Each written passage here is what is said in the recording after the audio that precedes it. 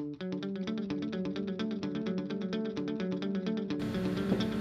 guys, my name is Alyssa and this is Katie, and we are from the American Red Cross. Hi. So who can tell me what the American Red Cross does?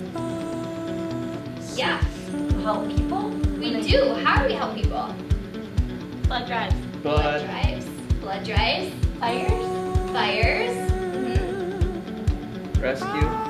Rescue. So the Red Cross is a volunteer-based organization. So we take donations in 3 different forms: blood, volunteer time, and then also donations. And with that donations, we then go and we serve our community after disasters have happened. So we're talking about natural disasters. So what type of disasters might we respond to?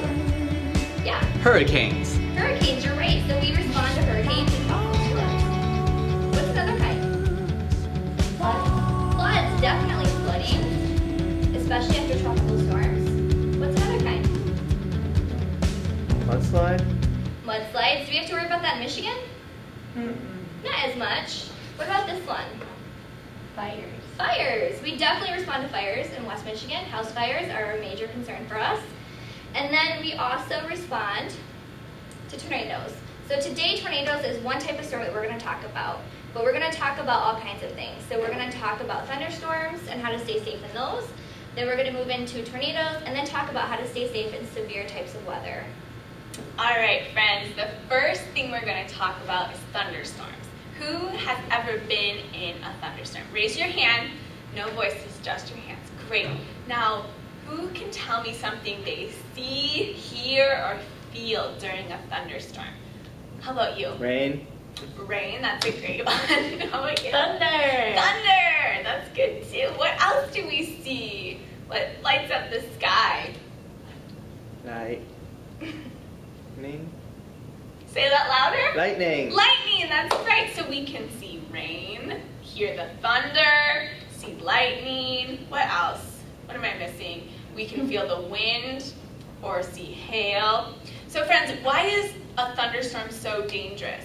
Which of those things makes a thunderstorm so dangerous? The lightning. I heard it up here, the lightning. Yes, the lightning can shock us. It can hurt us really badly. So we never ever want to be outside during a thunderstorm. Friends, the lightning can move from cloud to cloud, and it can also move from clouds to the ground. So that's when it can shock us. So where do we want to go when there's a thunderstorm? Should I stay outside? No. No, I need to go inside. Do I want to go inside by a window? No, that's not safe.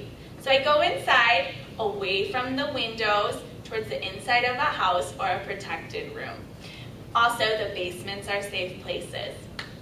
Friends, if you are ever caught outside during a thunderstorm, you can do the thunderstorm safety position, which you only use in case of an absolute emergency outside. So if your family's camping and you get stuck in a thunderstorm, then you can use this. But you always want to go inside, away from metal, away from water, away from any tall trees, inside to protect yourselves. But if you are outside, this is the thunderstorm safety position. So you cover your head and you squat low to the ground and go on your tippy toes so that you're really low and that barely any of your body is touching the ground. And you bend all the way down to the ground and do that. But that's only in an emergency. Lightning travels really well through water and metal and all the things we were talking about before. So we're going to move on and talk about tornadoes. So who can tell me what a tornado looks like? It's like a giant funnel. You're right. So what makes that funnel? Who can tell me what makes a tornado? Wind. Thor. Cold air meaning warm air. You're right. So it's when really cold, dry air meets warm, moist air. And that creates the conditions that are good for a tornado. So who can tell me the difference between a tornado watch and a tornado warning? What's a tornado watch? Maybe tornado? Yeah, it's when meteorologists look at the weather and they say, yep, the conditions are right for a tornado. When it's a watch, we need to make sure that we're taking precautions and that we're listening to trusted adults who can tell us when we move into a warning. So who are trusted adults that we could listen to? Your mom and dad? Yep, your parents, definitely. Who else is a trusted adult? Your neighbor? Neighbor. What about teachers? They're trusted adults. Are weathermen trusted adults? Sure. Yeah. So Bill Steffens. when a trusted adult tells us that we moved from a tornado watch to a tornado warning, that means that we need to seek shelter immediately. So the sirens go on, we know we have to seek shelter. Where do we seek shelter at school? In the hallway. Hallway. In the hallways. And why do we seek shelter there? What makes the hallways a great safe place?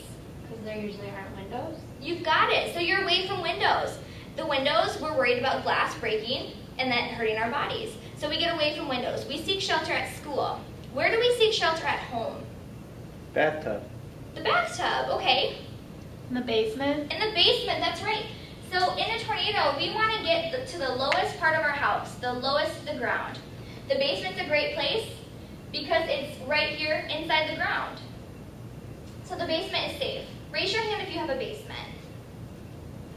That's great. So anyone whose hand is raised, this is where you seek shelter. We've got a lot of hands that don't have a basement. Where do we seek shelter if we don't have a basement? Do I seek shelter on a second floor or a first floor? The first. The first, you're right. We want to be the lowest to the ground. So the basement or the first floor. And where do I go on my first floor? Someone said the bathtub. So bathroom's a safe place to go to. Inside your bathtub, you're secure. Where's another safe place that doesn't have a lot of windows? Maybe a closet. The closet. A closet's another safe place to go to. Friends, if a tornado comes, do we ever want to hide? Is hiding going to keep us safe? No. No, we have to act, and we have to remember where our place of shelter is. So go home tonight and make sure you talk about your place of shelter with your families, so you know exactly where to go if a tornado happens, and you know how to get there. It's very important. Raise your hand if you practice a tornado drill at school. Yeah, we do, and why do we practice? We're prepared. So we're prepared, we know what to do, and that way we don't panic when it happens. We need to be practicing our tornado drills at our house too. It's very important that we practice at home too. All right, friends. So in a tornado or any severe weather, we can get ready by having a disaster preparedness kit in our house. This is something you can put together tonight, and it is a kit that will last us up to 3 days in a storm. After a storm, after a blizzard, this is what's going to keep us safe. So look at this picture. It's going to be hard to get out to a grocery store or a drugstore or any place to get medicine after this tornado. But we're prepared. We have our disaster action kit. So we have some things in here that will last us for 3 days. What do we need in our kit? What would you need for 3 days to survive? Food? Food, that's right, and a special kind of food. We have canned food. Canned food won't go bad. Yeah. And what do we need to open that canned food? A can opener. A can opener. So our can opener, but my dog Roxy, she needs to eat too. Oh. Remember, we need dog food. Canned dog food. And what else do we need? Water. Water! Friends, we need 1 gallon of water per person per day for our family. So show me on your fingers how many people live in your house. There are 5 people in my house. Wow, 10, 4. Okay, no one in your house. So we have 5 in mine. So each of these people needs 1 gallon of water per day. So we need 15 for 3 days. That's a lot of water. Friends, what else do we need in our kit? Clothes. Clothes, that's right. A gun. Here's our sample of clothes. So we need weather-appropriate clothes. What else do we need? A blanket? Blanket, that's a great one. Other tools are here. Blanket, pillow, anything to keep us comfy and warm. Other things, what about this?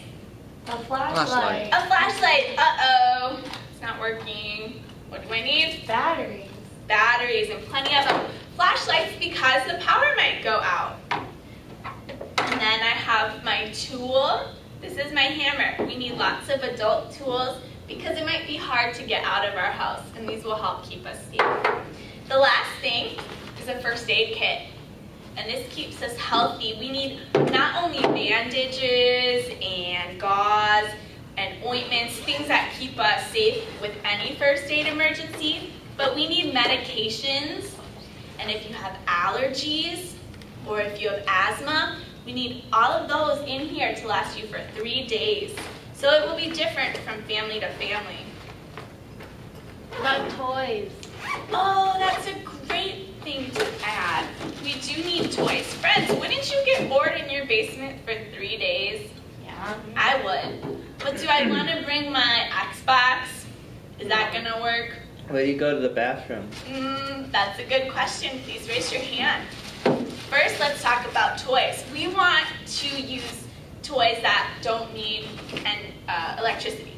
So we want puzzles, books. What other toys could we have? My yo-yo. Your yo-yo, that's a great one. What else? Pokemon. Pokemon, oh good Cards are a one. great way too because you can play with your family and it can involve other people. Same with puzzles and games. Barbies, dolls, anything like that. Friend, what was your question? That was a good one. About the bathroom. Oh yeah.